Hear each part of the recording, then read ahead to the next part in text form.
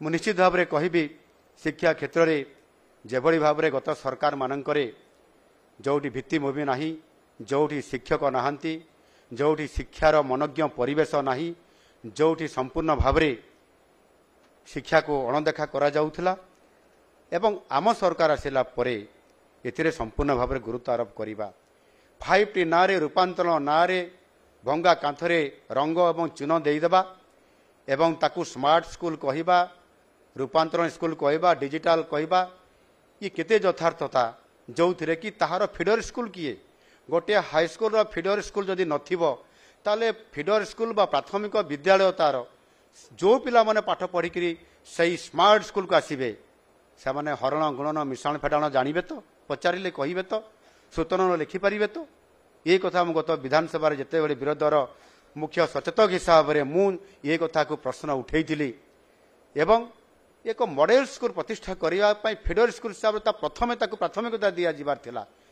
ये कथा को जिते बड़े मुझे उठेली सरकार कर्णपात कर नथिले जेहेतु मु विरोधर विधायक थी बहुत दिन पर आम सरकार आसला आम लागू करलु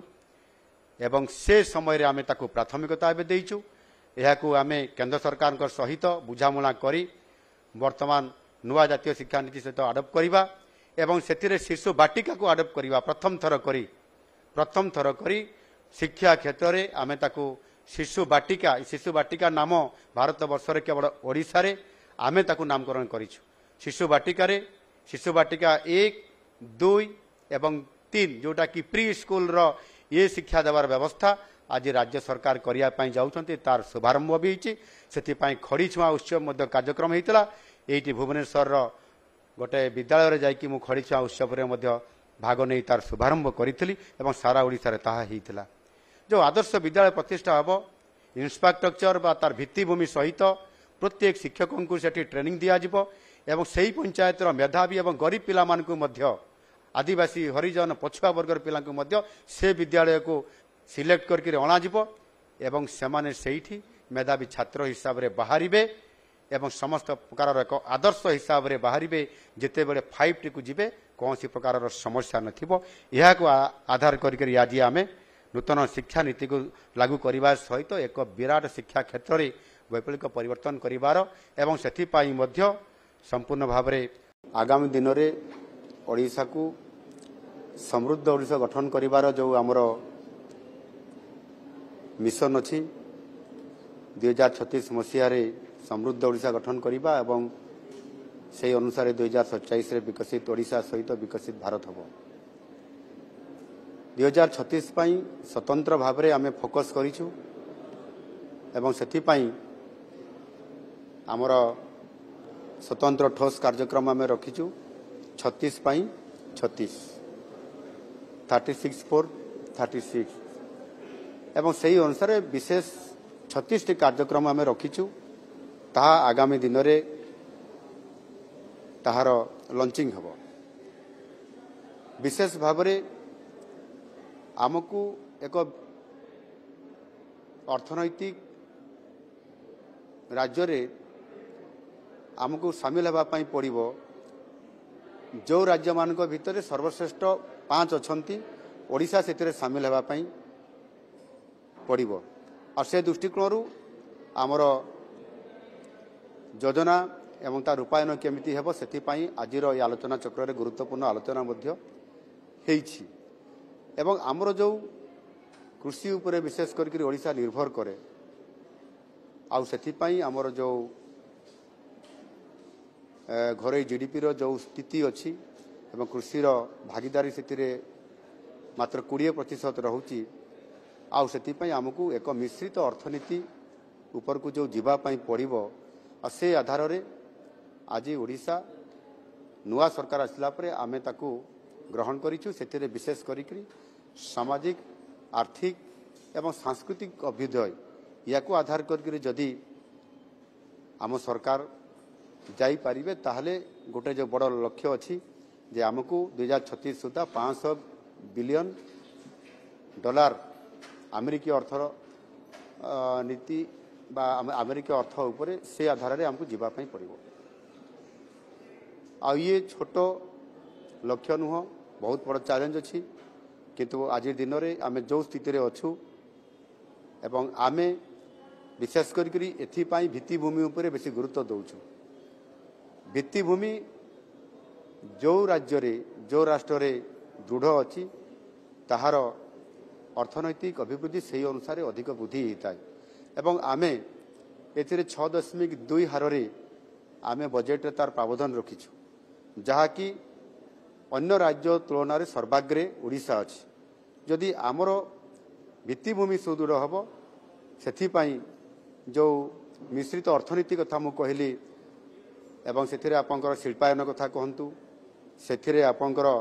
कृषि उपरे जो कथा मु कहती ताकू मध्य अर्थकारी फसल आड़ को समान को डाइवर्ट करिया कथा हो जो थे कि डाली जातीय हम तेल जातीय हम एवं से ही चाषीर आय बहुगुणित हो पार या आमे गोटे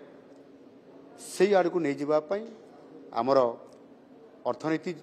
को सुदृढ़ करने से कार्यक्रम को आज नौचु एवं ताकू आहरी अधिक किभली भाव में आमर विजन डॉक्यूमेंट 36/36 जो तैयारी करूँ से नीति आयोग मान्यवर नीति आयोग सदस्य माने एठी आज उपस्थित थिले ता सहित अनेक बुद्धिजीवी इंटेलेक्चुअल मास एवं से बहुमूल्य प्रस्ताव मान एठी देइछंती ताकू मध्य संकलन करी आगामी दिन में जो आम शेष पर्यायर पहुंची आमर जो विजन डॉक्यूमेंट 36/36 ताकू केतले रिलीज हेबो लॉन्चिंग करा जिवो निश्चित भाव में ओडिशा स्वतंत्रता पाइबो एवं आगामी दिन में ओडिशा समृद्ध ओडिशा सहित विकसित ओडिशा गठन होबारे बहुत बड़ भूमिका नेब आ सेथिपाई मु भाबुची आज आलोचना चक्र सफल अर्थनीति $500 बिलियन छुईब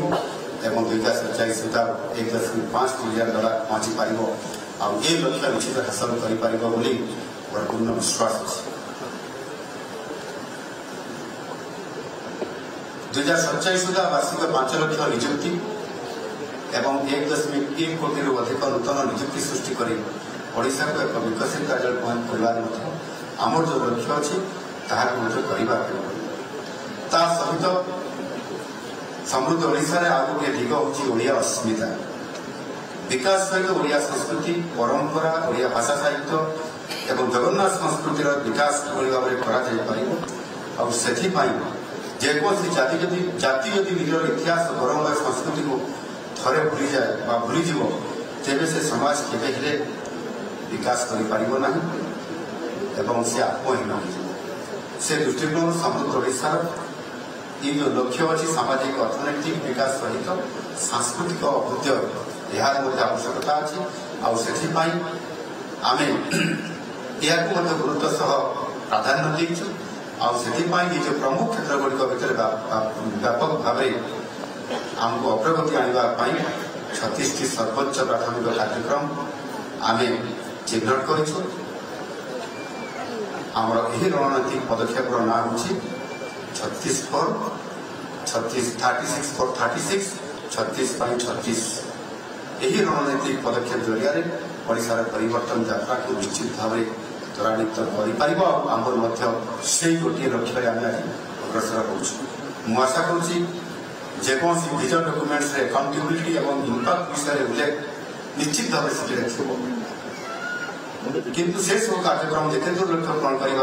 समर्थ होती तार इभालुएसन इभालुएसन से आधार जब आम कर मूल्यांकन पर आवश्यक हेले से कार्यक्रम आवश्यकता परिवर्तन मिड वे करेक्शन